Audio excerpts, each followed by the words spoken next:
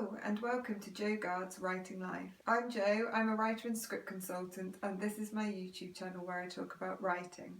It's been a few weeks since my last video. I've been doing loads of script reading for a comedy competition and writing lots of coverage for that, so that's been really fun.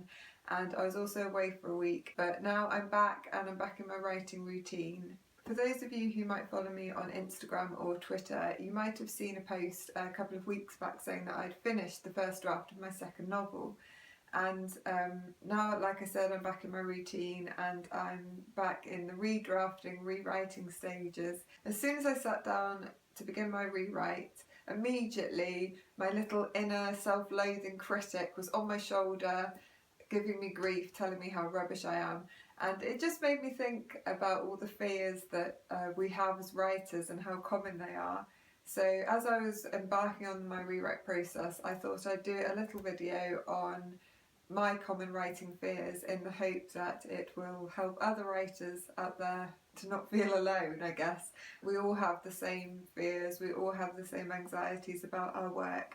No matter how prolific or acclaimed a writer is, I think there's always that sort of inner doubt, fear and anxiety when it comes to the next project.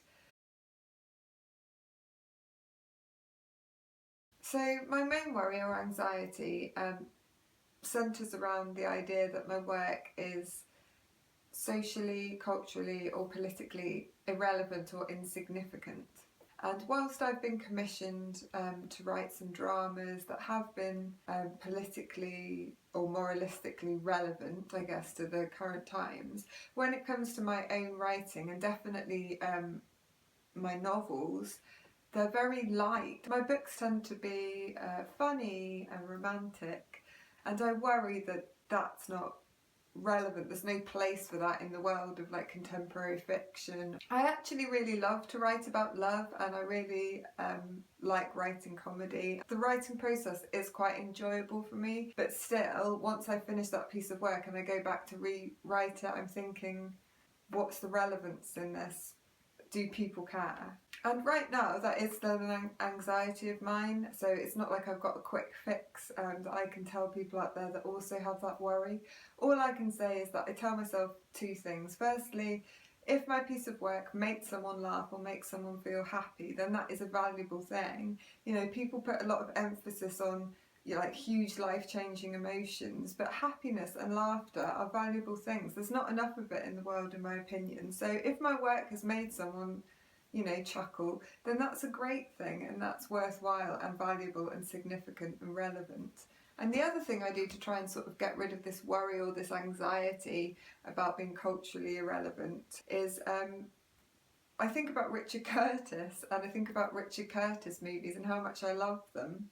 His films are funny and romantic and moving, and I would never devalue his work or his choice of genre. So I think, well, why am I devaluing my own work? Not to say that I'm saying I'm in the same league or anything, but I'm picking a similar genre. I'm writing funny stories about love and heartbreak, and I think, why is that genre any less valuable when I'm writing about it? There's lots of people out there that are writing wonderful, funny stories, and I love their work and I would never devalue their work, so why do I do it to myself? That's what I'm saying to anyone out there that worries that their work is culturally insignificant or irrelevant. Like, look at people within the genre that you write in and look at their work and think, would you devalue their work? No.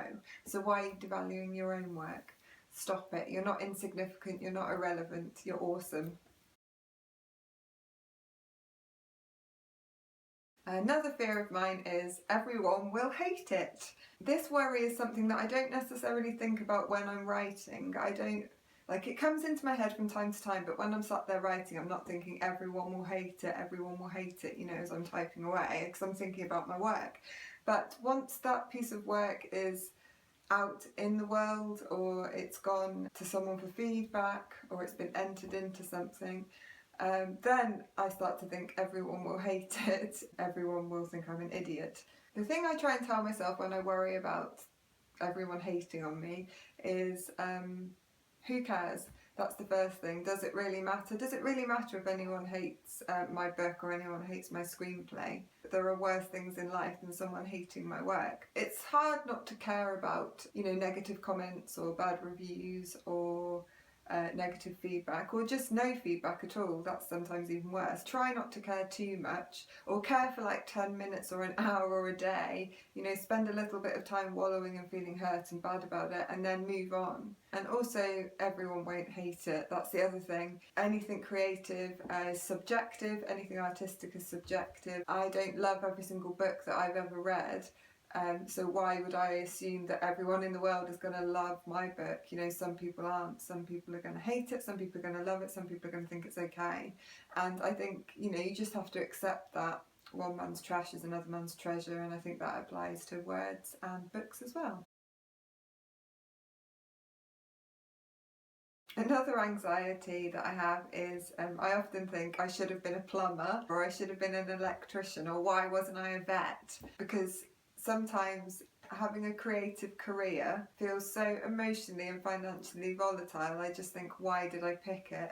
I can have great years and then I have really lean years, or I have years where I have loads of work, loads of script consultancy work, but then my own writing sort of like lies by the wayside, and then I have other years where I get loads of my own projects completed, but then the money takes a while to roll in from them. So it's just constantly up and down roller coaster. I haven't got a time machine. I am where I am, and actually I'm really grateful that I get to do something that I love. I love writing, and I love my script consultancy work. I love working with other writers. I love reading scripts. I love helping people. So I'm actually pretty lucky. So when I have those doubts of like, oh, why didn't I become a plumber, or why didn't I become a vet? I think, I am where I am, this is my fate, and I've got to keep going. No one got anywhere by giving up. But the final fear I'm going to talk briefly about is my best work behind me, or are my best years behind me?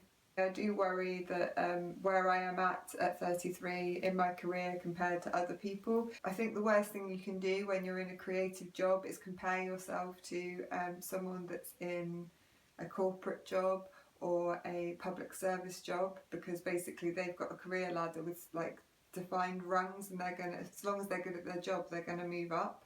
Whereas creatively, sometimes it's about luck, sometimes it's about breaks, sometimes it's about tenacity. It's obviously talent as well, but there's so many different factors that come into play as to whether your career is a success or not. So taking all that into consideration and comparing yourself to others, as you get older, you do have more responsibilities. Some people have children, mortgages, elderly parents, all that kind of thing.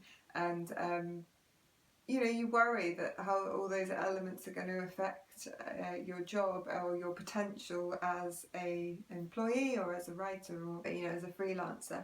But I try to think firstly that there's loads of people all the time breaking through at 20, 30, 40, 50, 60, 70. I just think, when is old too old? I'd say never, I guess. The other thing I try to tell myself when I think about my age and also my relevance within the industry is that I shouldn't compete. Like, don't try and compete with people. There's no point in feeling bad about what you're not. Just try and focus on what you are. Everyone's different. If everyone was the same, then there wouldn't be art and creativity, because everyone would be painting the same painting or writing the same book.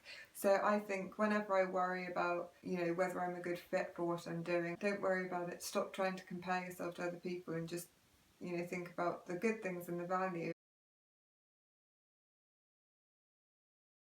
So that's it. That's a bit of a rambly video about my own personal fears and anxieties about being a writer, but hopefully it's chimed with some people out there, and if it's made one person feel better about their own worries and anxieties, then I've done my job. A problem shared and all that. If you enjoyed this video and you want to see more from me, then please subscribe. Also, for a more coherent take on any of the things that I discuss on my channel, you can head over to my blog and check out some of the posts there. You can follow me on Instagram at joegards_writinglife, or on Twitter at joegards. And I think that's about it for this week. So I will say bon voyage, and I will see you soon. Keep writing. Bye bye.